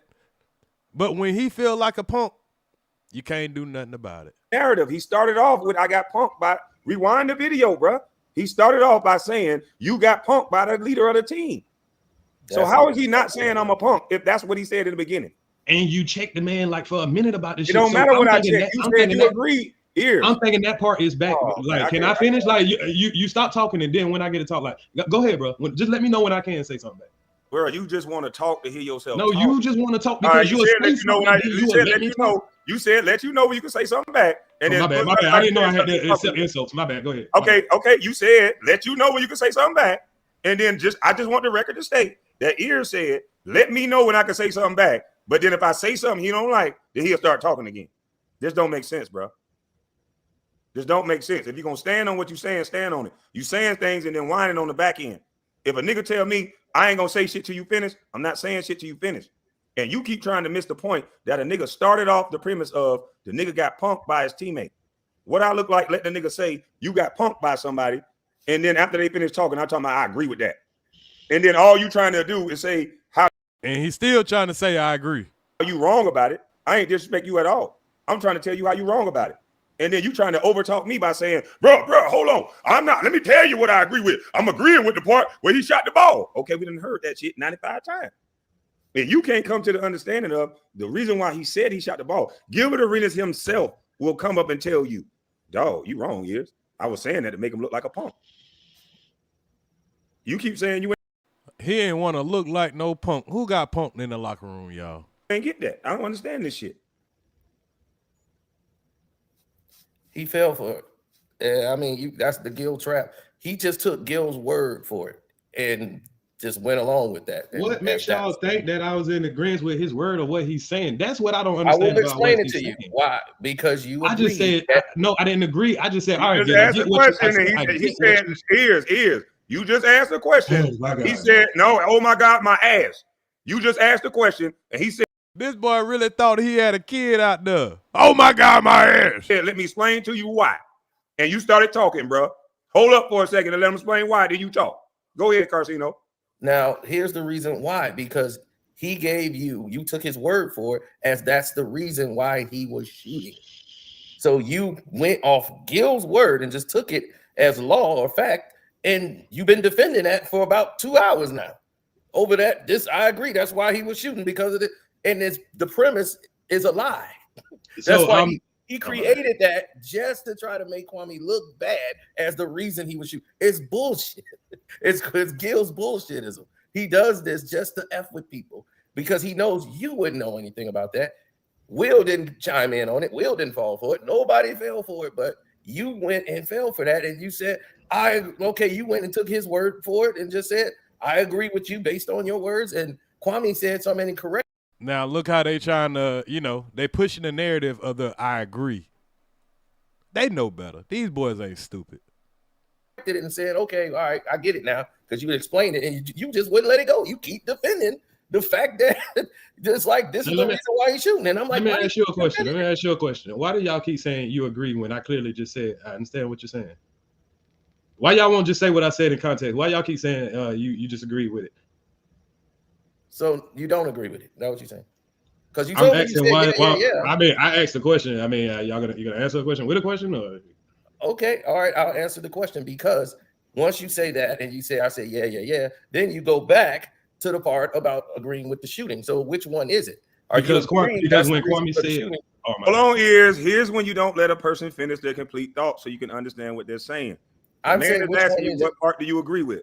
Yeah, and I'm saying which one is it? Because you keep bringing up that you were just agreeing with, that's the reason why he was shooting. You were agreeing with only that part. Then you said, yeah, as if you were just trying to get him to shut up and go to something else. So those are two different narratives. So now, which narrative are you sticking with? The one that you hear on here, where I'm like, all right, Gil, you ain't got to say it no more. I get what you're saying. If you're trying to convince me, I get what you're saying. That don't mean I agree with what you're saying. That's it. I get what you're saying. Okay. Now y'all keep saying that. Now when Kwame, can I finish real quick? Can I finish real quick? That way I don't got to interrupt nobody. Now when like what you just the second question that you asked, why did I go back and mention? Because Kwame, as you heard, he came up and like, ears don't know what the fuck he's talking about. I'm like, hold on, bro. Why you say I don't know what I'm talking about when all I'm talking about is I get what you're saying, bro. You know what I'm saying? You don't have to sit here and keep trying to convince me. You don't have to keep trying to sit here and convince me that. Why do you have to just say that I don't know what the fuck I'm talking about when like we ain't even on the same page or what I was saying that I get what you're saying? That's what I'm saying. Because when you say hold on, Carcino. You got sensitive by a grown man telling you on a panel. Here go the spin, y'all. This is the nigga that's crying the whole time. Y'all, we're 3-4 hours past the nigga getting told he got punked in the locker room and he claimed I got sensitive. Now, who we see is sensitive about him getting punked in the locker room. All I'm trying to do is clear up the lies. Because the boy is clearly lying. But we ain't go nowhere on this. Matter of fact, I think he about to kick me off the panel. So let me play a little bit more so y'all can see him kick me off the panel. That you don't know what you're talking about. When I'm right here for you to be objective and you started cutting me off after that statement. I'm right here available. Goodness. Go ahead, man. My bad. You took a break. Damn. My bad. If you take a break, I was just gonna ask you what symbols shows. Listen, bro. That's not a good enough excuse. I didn't take no break, bro. You continuously cut me off and then always talking about I'm taking a break. I'm in the middle of saying what the fuck I'm saying, dog. What are you talking about? You triggered by every time I talk. Stop interrupting. This is why it happened. I said from word go that you keep interrupting what I'm saying and you keep justifying it by saying you thought I was done talking. You thought I was breaking. And then when I'm actually done talking, you don't say shit. So stop playing, bro. Stop all this bullshit. Now, nigga don't never know when he done talking because y'all see how he keep breaking. So you'll have the impression it's your chance to talk. But he just want to talk. He want to talk at you. He don't want to have no conversation. He want to talk at you because he'll cooch it. And that's being displayed. We just played all the videos of showing how much of a coochie this nigga is. Gilbert Arenas even said you don't know what you're talking about. We're both on a panel. This man is speaking factual or what he think is factual information about my career. You can look up my career on what percentage I shot. I'm a big man. I did not shoot threes. He said I shot 16 shots and had 16 points. What's good, Shug? I would have liked to give pushback. I would have liked to correct some of the things that he said. And he was able to do all that. I didn't say nothing until the nigga started talking to me. Till the nigga started cussing me out after he kicked Gil off. I would have liked to correct the fact that he said that it was my team when Michael Jordan left, even though you were agreeing, ears. I never said you wasn't. I was still speaking back to my teammate. And he got all the time to cuss the man out, and then he came to me. And he's acting like he didn't get to respond. This is sad. And the fact that you kept wanting to talk through me talking when I never did that to you. You was on the panel with Damn D and whoever else, and I didn't say shit. I did not get in y'all beef, y'all business, y'all nothing. We all here for the smoke. Everybody can handle their own shit. Except for this coochie. Because this was all the smoke. And he was having all the fun when we was trolling Gil. But then he couldn't handle the smoke and it turned to all the tears. And you came up here saying, oh, because I agree with you. Oh, only thing I could do is agree with you. No, I even said you were talking in your agreements. I can talk then. I was there. So chill, bro. Ain't nobody disrespect you. You kept saying things like, oh, you disrespect me. Like the detractors would say. It's almost like because of one disagreement with what you said, you started sounding like a detractor. You can only agree. I can only talk when you agree. This isn't that. And it's like, I'm starting to see, like, bro, you got to stop being so defensive. You got to let people, it's all about perspective, man. It ain't about you being right. It ain't about me being right. It's all about this nigga being right. The whole video was him trying to prove he right, and then I just played the video back right in front of him, and he found out that he was lying, saying that I agree with Gil when I said, hey, if you're trying to get me to understand Gil, I understand. And it hurt this coochie feelings. Shakuchi Kwame Nene. That's what they call him. If you ask me, I don't think I'm right. I think I agree with my own perspective until proven otherwise, man. He agreed with his own perspective until proven otherwise. And you can't prove him wrong from his perspective. That's his Jedi mind trick. You listening to detractors say that. I think my perspective is right. And if you can prove me wrong, I don't argue with a fact. He don't argue with a fact, but I just played him a fact that I didn't agree with shit. And the nigga tried to say agree and understand is the same thing. That's crazy. I could say, hey, I didn't agree with Gilbert Arenas shooting 40 shots, but I can understand why. It's so many examples to show you that agree and understand are two different things. And the lack of his education, he wanted me to be dumbed down to his level. You was proven wrong tonight. You was arguing. I disagree, sir. Okay, you have every right to disagree, but you can't disagree with the fact that you don't know about pro basketball. And two men was on the panel telling you, calm down, you don't know what you was talking about. And while those two men was trying to tell you to calm down, you don't know what you were talking about, you wanted to insert yourself in a way after you heard me say you don't know what you're talking about, even though it's on video that Gilbert Arenas told you didn't know what you were talking about and pipe down. You said you don't like to be talked to in a certain way. Why it hit different from me when Gilbert Arenas told you to pipe down? And he didn't even say that. He just said relax. But you see how he just make up shit on the fly? If you want to talk about sounding like a little boy, Gilbert Arenas told you to pipe down. And if you want to actually doing it because I actually stopped because I heard you trying to talk. But if you want, if you want to say it's because of Gilbert, I get it. Gilbert Arenas told you. You didn't hear this man say, I heard you down, first. I get it. Pipe. So you didn't hear him tell you to pipe down. I heard him, but I was finishing up my statement in defense of you, and I heard you trying to talk. So I stopped talking because of you, not because of him. He just happened to say something at the time.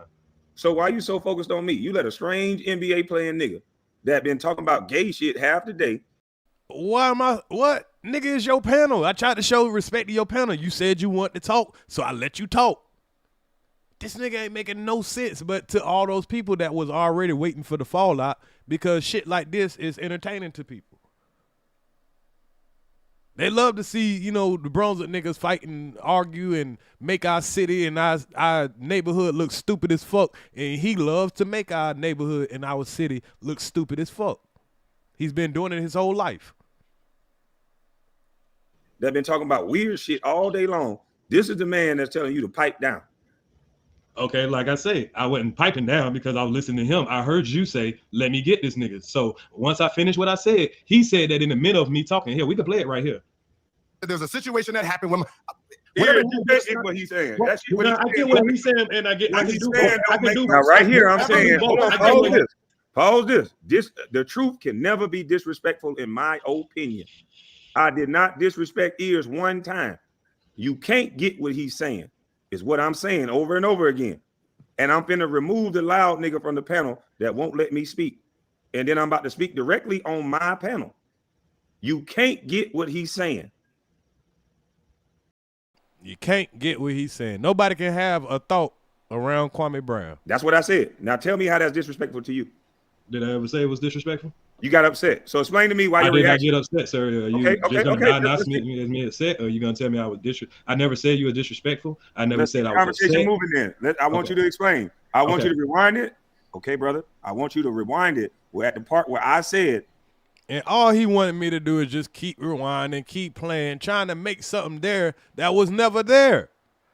He claimed that I agreed. I never agreed. He claimed that I goddamn was over talking him while he was trying to respond to Gil about him getting punked in the locker room. We played that part. That didn't happen.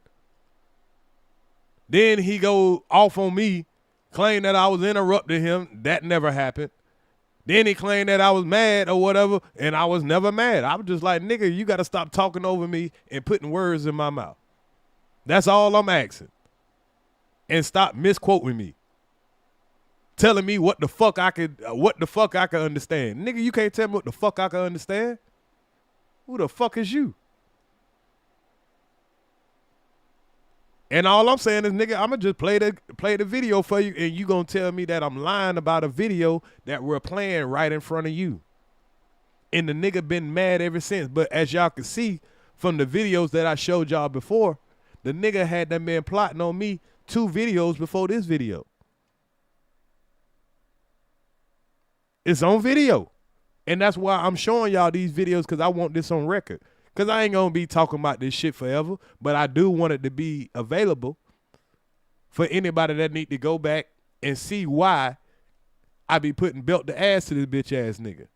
And yes, he going to get the bigger views. He going to get all that. I mean, we already know how stupid people are about celebrities.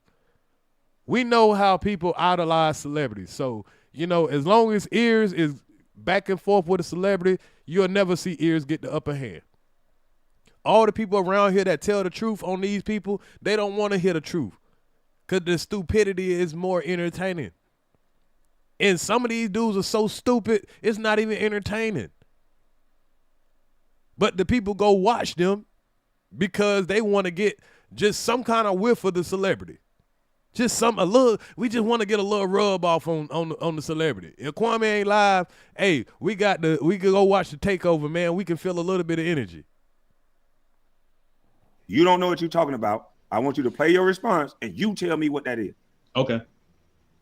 Praying don't make any sense. You know what I'm saying? I can do both. I see what he's trying to get off. Because it never was listen to me, EARZ. Listen to me. Let me land my plane.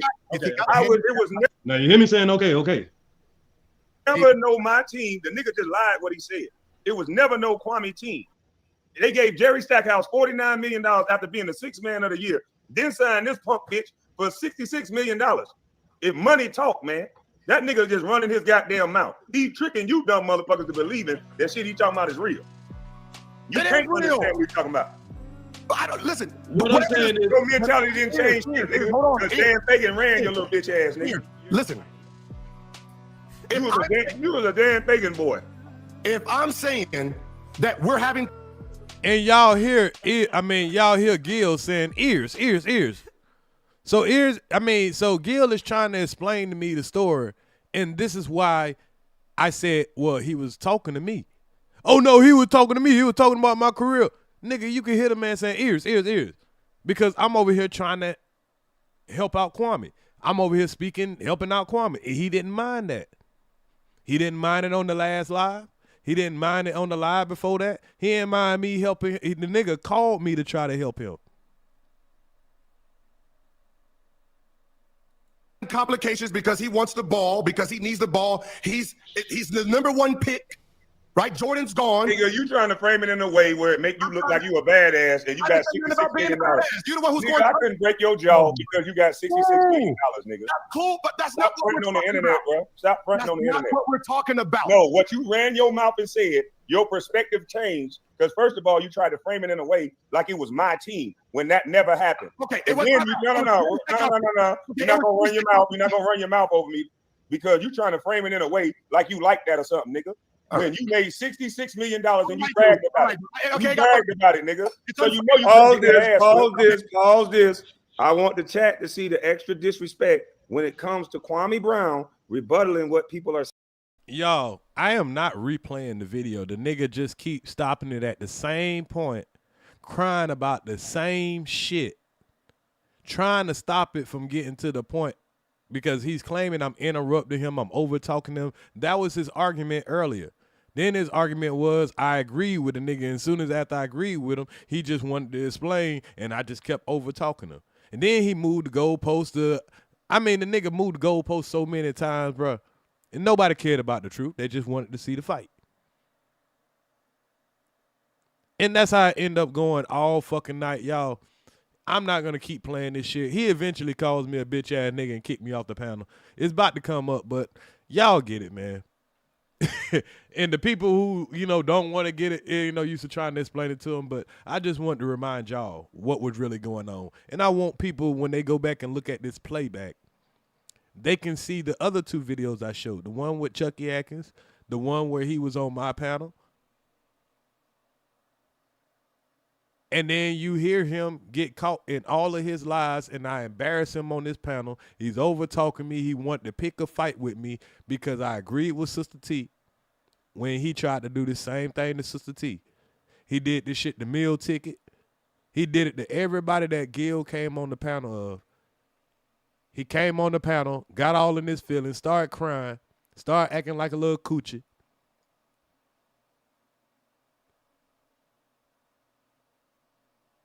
And he used this as an opportunity to try to sabotage my YouTube career. Because the very next live after this, he went and made a live the next day after I played the video back. Then he started talking about, nigga, you showed my auntie house. That was the new narrative. And then he went to, I tried to call his cousin and badmouth him.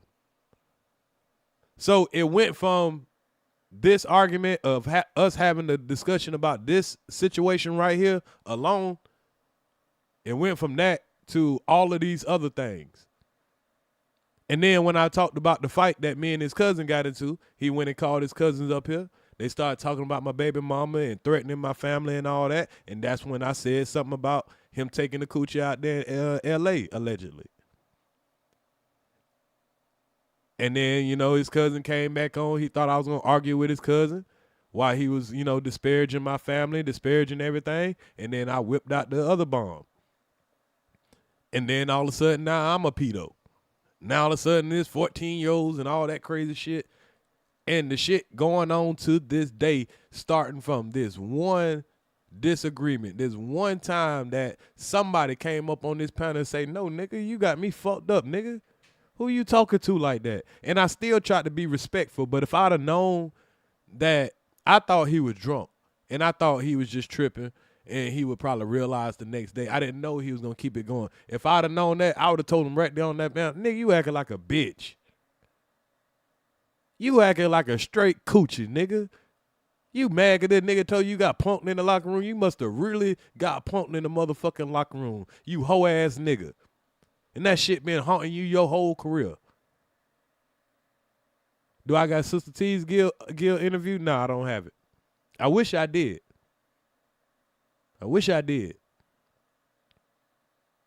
But this nigga did this every single time because he's a sensitive little bitch. A coochie with a K. And this nigga is so hell-bent on not making himself where people can see the coochie he is. He don't give a fuck who he throw under the bus. And like I say, being that EARZ don't have a big-ass platform, being that there was a lot of people that didn't want to, that don't want to see me succeed over here in this sector, which it ain't too much more of this sector left anyway. If you ain't agreeing with Kwame, of course you're gonna be, outcast a little bit over here. Either it's a couple of groups that you gotta be in agreeing with over here in this sector, or you're gonna struggle as a YouTuber if you can't make content outside of this sector. Once you piss off some people, it could be people that you ain't never did nothing to. Being their connection with another person, they're gonna just, hey, you don't fuck with him, I don't fuck with him. So it is what it is. Iceberg got it. I'm gonna have to check with Iceberg. But yeah, man, everybody's seen this, but like I say, it's only so many people that can keep it real or that's not scared to get socially exiled in the bus life sector. Some people that still want to start them a channel. People that don't have a channel, they don't want to get attacked by everybody. So everybody has their personal reason why they can't keep it real over here.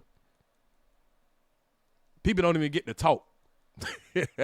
And the nigga tried to little boy me in front of a whole bunch of niggas. And whether it was in front of niggas or not, nigga, I ain't going.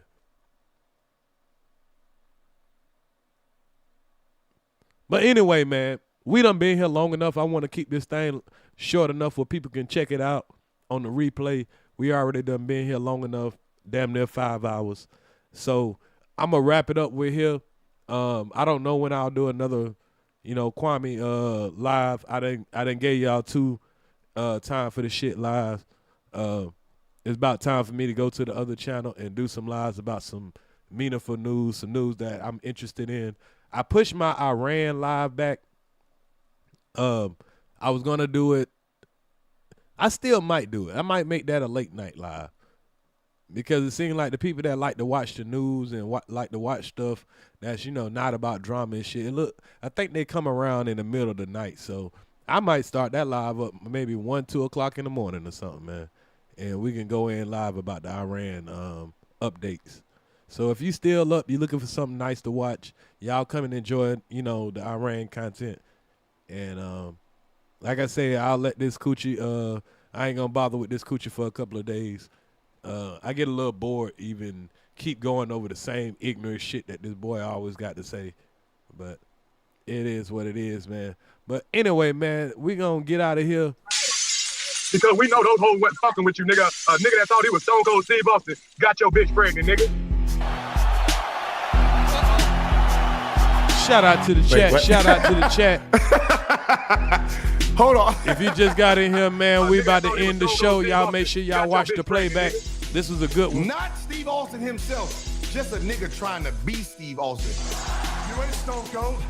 How do you make sure y'all hit the like button? As Kwame fucking Brown, the #1 draft pick, because obviously what's good, Mammy? Mammy, sweetie, what's good? Shout out to 40 the Splatter, G Mama Body, daughter of Zion. Salute to Carl Belter, salute to the tradesman. Cappy Queen, salute to you. Truth Knowledge Seeker, salute to you. 421 TV, J Money, salute. Cool Legal, salute. Salute to Uncle Suge, Kev Low, J Money. Imagine your girl going around with the nigga who's running around. Even salute to our haters, salute to Star, I appreciate you. Jenny with a J, salute. Salute to Triple S. It's deeper, salute. Cheryl Hodges, salute to you. Salute to Hell Lima, CKJ, salute. New God Flow, salute. Nick Lee, salute. True Emperor, salute. I guess she didn't like Mama Cooking. She let a nigga who pretended to be Steve Austin go wrong. Hey, you're forever losing your women, for real. Hey, you lost one of Cold Stone. Salute the mom boss. Biker nigga. I see you on the back of a motorcycle with men. I don't say nothing. You're the #1 pick in the draft, and your motherfucking girl on the back of a bike. Whee! Go, daddy, go. I want to know why. Because you ride that stupid bike. Not the hell of a nigga. You didn't lose your hoe to a nigga wanting to be Steve Austin. Coming on the stage, yeah.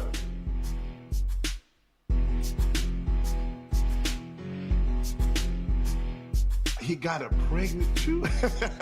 Hitting the ass with all kind of wrestling moves. A nigga that thought he was Stone Cold Steve Austin got your bitch pregnant, nigga. I'm about to open the can and whoop ass to this pussy. A nigga that thought he was Stone Cold Steve Austin got your bitch pregnant, nigga. This nigga lost his girl to a nigga who possibly dressed like this, just like this. Who the hell is this? Yeah, what the hell do you want? A nigga like that got your girl pregnant and you running around here like you a hell of a nigga? Hell no. A nigga that thought he was Stone Cold Steve Austin got your bitch pregnant, nigga. I see you on the back of a motorcycle with men. I don't say nothing. Hey, is that why you start hanging them hoes off the balcony? Give me a hell yeah! Give me a hell yeah! Really? Steve Austin, yo nigga went wrong. Got your girl pregnant, and this nigga wanna be a whole white man. You ain't Stone Cold. And that's the bottom line. What? Nigga Stone Cold.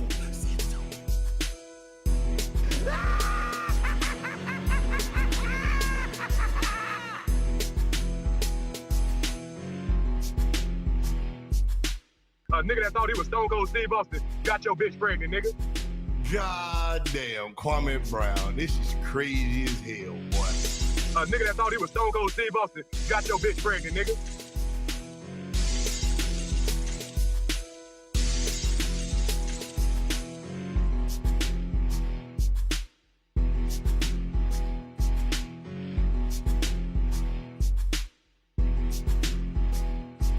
A nigga that thought he was Stone Cold Steve Austin got your bitch pregnant, nigga. Motherfucker lost his girl to Steve Cold Stone Austin, the replica.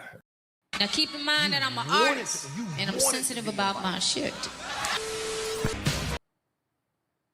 Lamar Odom probably telling you, hey man, we gonna do this and that, and your ass, oh, I need to go. Hell yeah, agent, hey, can you get me? That was your words, nigga. No shit we putting on you. We wouldn't know nothing about you at the motherfucking freak offs until you put yourself there. You tried to do this though. Yeah, so you know, we all went in there, but I was the only person to leave though. We supposed to believe you? Why the fuck are you there? Huh? You went there for the what? The chicken wings, nigga? Huh? You Lou Will at the chicken wing party, huh? You didn't go there for the strippers, huh? You went there for the wings, huh? Is that what you want us to believe? You went to the freak off, huh? The nasty place. Mind you, all white girls. You went to the nasty place with all white girls that's freaking off because what? You wanted a motherfucking autograph? Huh? You wanted to say, what's up? Huh? To Hugh? Huh? You wanted to take a picture with Hugh? Huh? Sorry that I lied on you about being scared. See, everything else fits. The only problem we're having is you being scared of when MJ said Oak is downstairs. See, the Oak downstairs part is making you look like a little hoe, and I don't think you want to look like a little hoe to your people here. So you have to change. You had to change the whole fucking story because check, please.